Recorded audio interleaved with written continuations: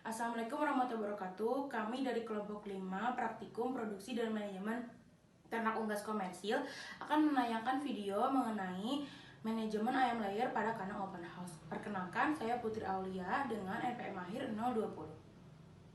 Saya Sofia Latopa dengan NPM akhir 014. Perkenalkan, nama saya Reza Ferrano dengan NPM akhir 204. Halo, perkenalkan nama saya Verna Pita Rahmandiaksi dengan NPM akhir 211. Halo, perkenalkan nama saya Ahmad Rizali Mohemi dengan NPM akhir 124. Perkenalkan, nama saya Muhammad Fahmi Bramantio dengan NPM akhir 298. Halo, perkenalkan, nama saya Jeffrey Chandra dengan NPM akhir 305. Perkenalkan, saya Muhammad Rifki Wardana dengan NPM akhir 309.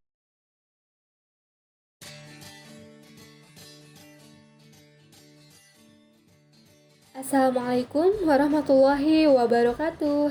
Kami dari kelompok 5 Praktikum Mata Kuliah Produksi dan Manajemen Ternak Unggas Komersil akan menampilkan pemeliharaan layer pada kandang open house.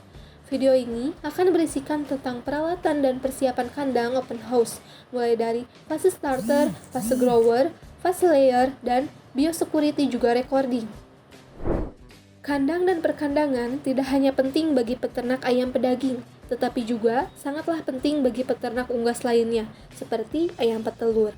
Pada kandang ayam petelur dapat dibagi menjadi dua, yaitu kandang tertutup dan terbuka. Kandang tipe terbuka cukup baik bagi produktivitas ayam petelur di Indonesia, karena intensitas cahayanya yang cukup dan suhu udara yang relatif stabil. Biaya untuk pembuatan kandang terbuka juga relatif lebih murah jika dibandingkan dengan kandang tertutup.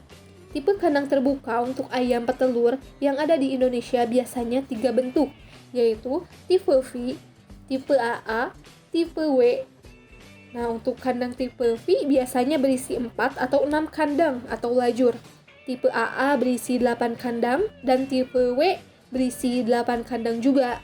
Untuk kandang tipe V memiliki kelebihan yaitu sirkulasi udara yang lebih lancar, intensitas cahaya matahari yang masuk lebih optimal, dan produksi telur dapat lebih banyak. Akan tetapi, kekurangan pada tipe V ialah populasi ayam yang kurang maksimal dibandingkan dengan tipe V yang 6 lajur atau kandang. Nah, di sini ditampilkan desain kandang tipe V berisi 4 lajur. Kemudian, untuk peralatan yang diperlukan atau bahkan harus ada pada masa pemeliharaan ayam petelur ialah tempat pakan, minum, ransum, tempat suplemen, sistem alat penerangan, litter atau alas lantai, tempat bertelur, dan juga tempat bertengger. Nah, kita masuk ke fase starter. Pada fase starter ada masa brooding, yang sebagai proses pembentukan kekebalan tubuh dan masa awal pertumbuhan semua organ tubuh. Baik tidaknya performance ayam di fase selanjutnya cukup sering ditentukan dari bagaimana pemeliharaan di masa brooding tersebut. Nah, kemudian masuk ke pemberian pakan. Fase starter membutuhkan sebesar 1.520 gram pakan per ekornya hingga berumur 4 minggu. Zat gizi yang terkandung dalam pakan terdiri dari protein 22-24%, lemak 2,5%, serat kasar 4%, kalsium 1%, fosfor 0,7-0,9%, dan metabolit energi 2.800-3.500 kg kalori. Untuk kebutuhan minum di fase starter sendiri terbagi lagi pada masing-masing minggunya. Untuk minggu 1 atau 1-7 hari, membutuhkan minum sebanyak 1,8 liter per hari per 100 ekor. Di minggu kedua atau 8-14 hari, membutuhkan minum sebanyak 3,1 liter per hari per 100 ekornya. Kemudian minggu ketiga atau 15-21 hari, membutuhkan minum sebanyak 4,5 liter per hari per 100 ekornya. Dan minggu terakhir atau 22-29 hari, membutuhkan minum sebanyak 7,7 liter per hari per 100 ekor. Nah, jadi air minum yang dibutuhkan sampai umur 4 minggu sebanyak 122,6 liter per 100 ekor. Selanjutnya, kebersihan lingkungan kandang atau sanitasi pada fase starter juga sangatlah perlu diperhatikan sebagai usaha pencegahan penyakit yang paling murah. Tindakan preventif dengan memberikan vaksin pada ternak dengan merek dan dosis yang sesuai dengan catatan. Nah, pemberian vaksin ini secara teratur karena untuk mencegah penyakit.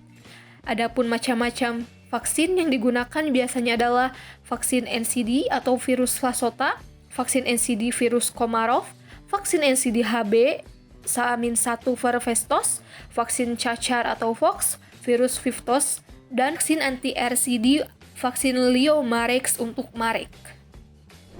Baik, masuk ke fase grower dan developer. Ayam petelur dengan fase grower membutuhkan kebutuhan energi metabolisme sekitar 2.600 sampai 2.800 kakal per kilogram. Kebutuhan lemak sekitar 5%, protein kasar 15-16%, kalsium 0,9%, dan fosfor sebanyak 0,40%. Pada fase ini, peternak sebaiknya memberi pakan yang berbentuk crumble. Program pemberian pakan 7 sampai dengan 12 atau 14 minggu atau grower di mana yang pertama, kandungan PK ransum diturunkan. Kedua, pemberian pakan harus berpatokan pada BB. Jika BB belum tercapai, jangan melakukan pergantian ransum. Dan yang ketiga, pembatasan pakan 7-8% dari ransum. Lalu ada program pemberian pakan 12-14 minggu atau developer, di mana yang pertama mulai memberikan kalsium dengan cara 1. Menggunakan ransum ayam darah sebanyak 1% CA hingga mencapai produksi telur 5%. Yang kedua, menggunakan ransum menjelang bertelur sebanyak 2% CA. Dan yang ketiga, mengenalkan ransum layer di mana CA 3,5-4% lebih awal. Menyediakan pakan untuk ayam petelur juga tidak bisa lepas dari menyediakan minum untuk ayam petelur. Lebih baik untuk menyediakan air minum yang bersih dan berkualitas secara ad libitum pada setiap harinya, sebab jika konsumsi air minum rendah, maka konsumsi pakan juga rendah. Untuk bentuk dan mekanisme sangkarnya, ada kandang baterai, yang merupakan kandang berbentuk sangkar 4 persegi panjang yang disusun berderet-deret, memanjang bertingkat 2 ataupun bertingkat 3. Dan setiap sangkar atau ruangan dapat menampung 1 ekor ayam. Ukuran luas sangkar kandang untuk 1 ekor ayam adalah panjang 25 cm, lebar 25-30 cm, dan tinggi 40-45 cm. Keuntungan dari kandang model tersebut ialah menghemat tempat dan dapat dibuat bertingkat, produktivitas masing-masing ayam dapat diketahui, pengawasan ayam dapat diketahui, dan lain sebagainya. Untuk vaksin yang diberikan ada 2 macam, yaitu vaksin aktif dan vaksin inaktif. Berikut program vaksinasi pada fase grower dan developer. Untuk umur 7 minggu, vaksinasi terhadap penyakit snot jenis vaksinnya inaktif. Cara pemberiannya yaitu suntik IM. Untuk umur 8 minggu, vaksinasi terhadap penyakit fowl pox itu jenis vaksinnya aktif. Cara pemberiannya itu tusuk sayap. Untuk umur 9 minggu, vaksinasi terhadap penyakit ND, jenis vaksin inaktif. Cara pemberiannya suntik IM. Umur 9 minggu, vaksinasi terhadap penyakit ND dan IB, yaitu jenis vaksinnya aktif. Cara pemberiannya air minum. Untuk umur 12 minggu, itu vaksinasi terhadap penyakit ILT untuk jenis vaksinnya aktif, dan cara pemberiannya pada air minum atau tetes mata ataupun tetes hidung.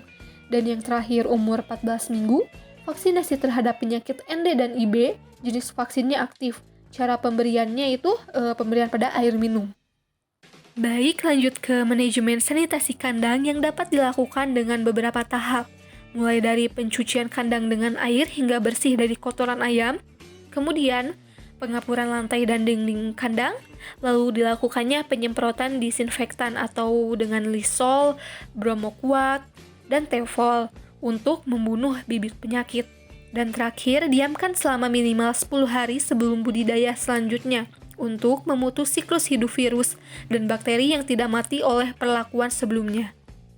Adapun juga manajemen lainnya pada fase grower dan developer seperti potong paruh ayam yang biasanya dilakukan pada ayam sehat umur 7-10 hari.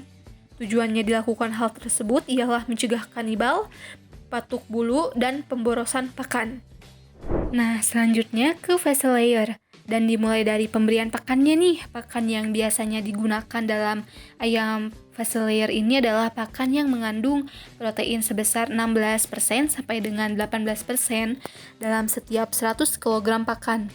Kecukupan pakan pada ayam dapat diketahui dengan menghitung nilai feed conversion ratio atau yang bisa disebut VCR, yang merupakan nilai konversi pakan yang berarti perbandingan jumlah pakan yang dihabiskan dengan total jumlah telur, menurut Primaditya dan kawan-kawan pada tahun 2015.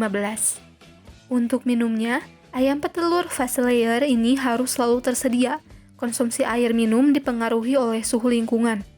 Jenis dan jumlah pakan yang dikonsumsi, pakan dan minum sudah langsung beralih ke vaksinasi untuk mencegah ayam tersebut mudah terpapar penyakit. Nah, biasanya vaksinasi pada fast layer ini dilakukan pada umur 80 hari dengan vaksin ND, Klon, dan IB. Umur 90 hari vaksin Coriza, umur 105 hari vaksin ND IDES, dan 135 hari vaksin cacing. Nah, sebenarnya ada juga cara untuk mencegah penyakit pada ayam, yaitu sanitasi pada kandang. Sanitasi ini juga sangatlah penting dan dilakukan dari keseluruhan kandang sampai lingkungan sekitar kandang dengan menggunakan disinfektan. Proses sanitasi kandang yang harus diperhatikan juga yaitu cara pencucian alat-alat kandang dan tata cara pencucian kandang. Selanjutnya, yang gak kalah penting dalam pemeliharaan ayam petelur fast layer ini adalah pencahayaan, yang nantinya akan berpengaruh pada produksi telur dan puncak produksinya. Pencahayaan di salah satu perusahaan ayam petelur itu 16 jam saat masa produksi. Pencahayaan ini dilakukan dengan waktu yang cukup, jangan sebentar dan jangan terlalu lama, karena akan membuat ayam tersebut menimbun lemak dan menyebabkan puncak produksinya singkat. Nah, next kita ke pembahasan mengenai manajemen pengumpulan telur. Untuk beberapa perusahaan, pengumpulan telur dilakukan 4 kali, yaitu pada pukul 9 pagi, 11 siang, dan jam 1 siang, dan terakhir di jam 3 sore. Ayam bertelur secara maksimal ada pada pagi hari, yaitu sekitar 90%. Pada fast layer juga harus memperhatikan ketika ayam tersebut masuk ke masa afkir. Sebelumnya harus mempersiapkan alat seperti pengangkutan box ayam ke kandang, timbangan di dalam kandang, dan segala macamnya. Nah, pada saat afkir dilakukan pemuatan ayam menggunakan truk khusus yang berisikan 200 ekor dan dilakukan penyemprotan disinfektan yang gunanya untuk mencegahnya masuk patogen ke dalam farm atau keluarnya penyakit keluar lingkungan farm. Nah, setelah ayam diafkir dan diliter diangkat keluar kandang, maka selanjutnya dilakukan pembersihan dan disinfeksi ke seluruh kandang dan lingkungan. Next, kemudian ke bahasan biosecurity dan recording yang merupakan hal penting bagi tata laksana peternakan ayam petelur. Biosecurity sendiri ialah mengurangi resiko dan konsekuensi untuk masuknya penyakit infeksius terhadap unggas maupun manusia. Penerapan biosecurity pada peternakan ayam petelur ada 3 tahapan. Pertama, isolasi, kedua, pengendalian lalu lintas, dan terakhir, sanitasi. Sanitasi meliputi praktik disinfeksi bahan, manusia, dan peralatan yang masuk ke dalam peternakan, serta kebersihan pegawai di peternakan. Nah, next ke recording. Dilakukan meliputi identifikasi, pencatatan silsilah, pencatatan produksi dan reproduksi, pencatatan manajemen pemeliharaan, dan kesehatan ternak dalam populasi terpilih. Ada juga komponen-komponen pada recording yaitu populasi, penyusutan, bobot badan, jumlah pemberian ransum, konsumsi air minum, produksi telur, riwayat kesehatan, dan stok barang yang dicatat seperti stok ransum, vaksin, dan lain-lain.